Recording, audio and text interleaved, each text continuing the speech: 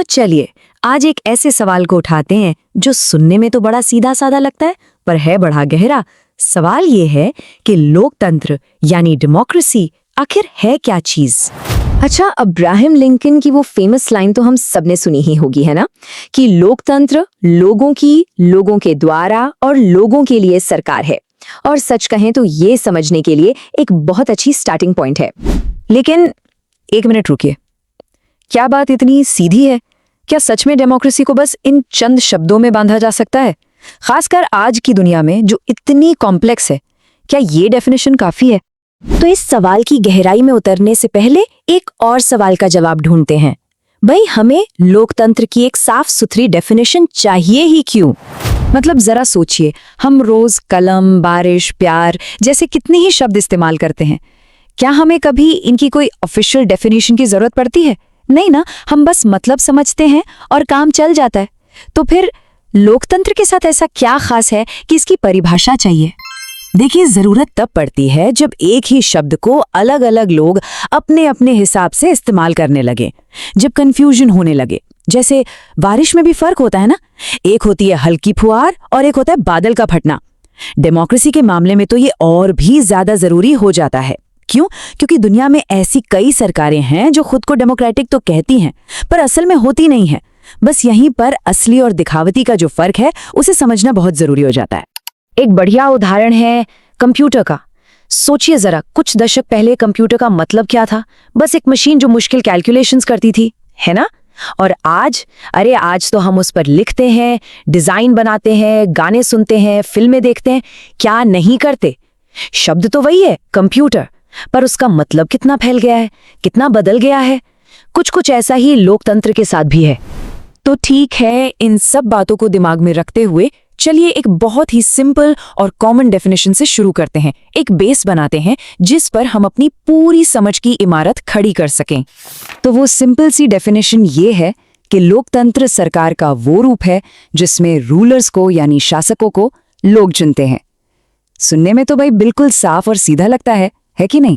और हाँ, ये एक बहुत काम की शुरुआत है भी।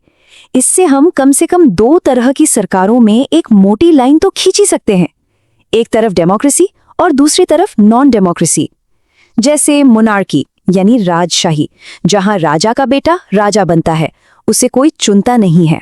या फिर मिलिट्री डिक्टेटरशिप, जहां सेना ताकत के दम पर राज करती है। इन सब से डेमोक्रेसी अलग है। लेकिन रुकिए, क्या बस इतना कह देना काफी है?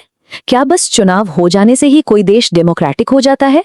चलिए अब जरा इस सीधी सादी सी दिखने वाली परिभाषा को थोड़ा कुरेदते हैं, देखते हैं इसके अंदर क्या है।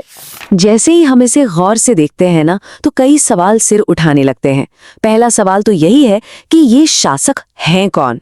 रूलर्स का मतलब क्या है? क्या हर वो सरकारी अफसर जिसे चुना गया है, या फिर सिर्फ वो टॉप के नेता जो बड़े बड़े फैसले लेते हैं? फिर दूसरा सवाल, चुनाव। किस तरह के चुनाव को हम लोकतांत्रिक कहेंगे? क्या बस लोगों को पोलिंग बूथ तक ले जाके वोट डलवा देना ही डेमोक्रेसी है, या फिर किसी इलेक्शन के डेमोक्रेटिक होने के लिए कुछ शर्तें भी होती हैं, कुछ नियम कायदे? और फिर आता है सबसे बड़ा सवाल, ये लोग कौन हैं? जब हम कहते हैं लोग चुनते हैं, तो इन लोगों में कौन कौन शामिल है? क्या देश के हर एक नागरिक को बिना किसी भेदभाव के बराबर वोट देने का हक है? या फिर कुछ लोगों को इस प्रक्रिया से बाहर रखकर भी कोई सरकार खुद को डेमोक्रेटिक कह सकती है? इन सारे सवालों के जवाब ना हमें थ्योरी में नहीं, बल्कि एक असली दुनिया के उदाहरण में मिलेंगे। एक ऐसा केस स्टडी जो दूध का दूध और पानी का पानी कर देगा, असली और दिखावटी डेमोक्रेसी के बीच। तो चलिए बात करते हैं अपने पड़ोसी देश पाकिस्तान की, जनरल परवेज मुशर्रफ के दौर की। हुआ ये कि अक्टूबर 1999 में जनरल मुशर्रफ ने एक मिलिट्री कूप किया, मतलब सेना के दम पर एक चुनी हुई सरकार को हटा दिया। फिर 2002 में उन्होंने एक जनमत संग्रह यानी रेफरेंडम कराया और अपना शासन 5 साल के लिए और बढ़वा लिया। बात यहीं खत्म नहीं हुई। उसी साल अगस्त में उन्होंने लीगल फ्रेमवर्क ऑर्डर नाम का एक कानून जारी किया और पाकिस्तान के संविधान को ही बदल डाला। इसके बाद क्या हुआ? प्रेसिडेंट के पास इतनी ताकत आ गई कि वो नेशनल और प्रोविंशियल असेंबलियों को जब चाहे भंग कर सकता था।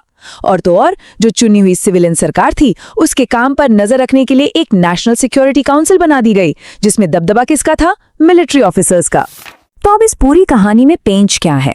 देखिए, कहने को तो पाकिस्तान में चुनाव हुए, लोगों ने वोट भी डाले, उनके चुने हुए नुमाइंदों के पास कुछ पावर्स भी थीं, लेकिन जो असली ताकत थी, जो फाइनल डिसीजन लेने की पावर थी, वो किसके पास थी? वो थी मिलिट्री ऑफिसर्स और खुद जनरल मुशर्रफ के पास, जनता के चुने हुए प्रतिनिधियों के पास नहीं। ये जो कार्टून स्क्रीन पर है, ये भी कुछ कुछ ऐसी ही कहानी कह रहा है। ये तब का है जब इराक में बाहरी ताकतों की मौजूदगी में चुनाव करवाए गए थे। तो ये कार्टून भी वही सवाल पूछ रहा है कि क्या ये वाकई डेमोक्रेसी है या सिर्फ डेमोक्रेसी का एक दिखावा, एक नाटक?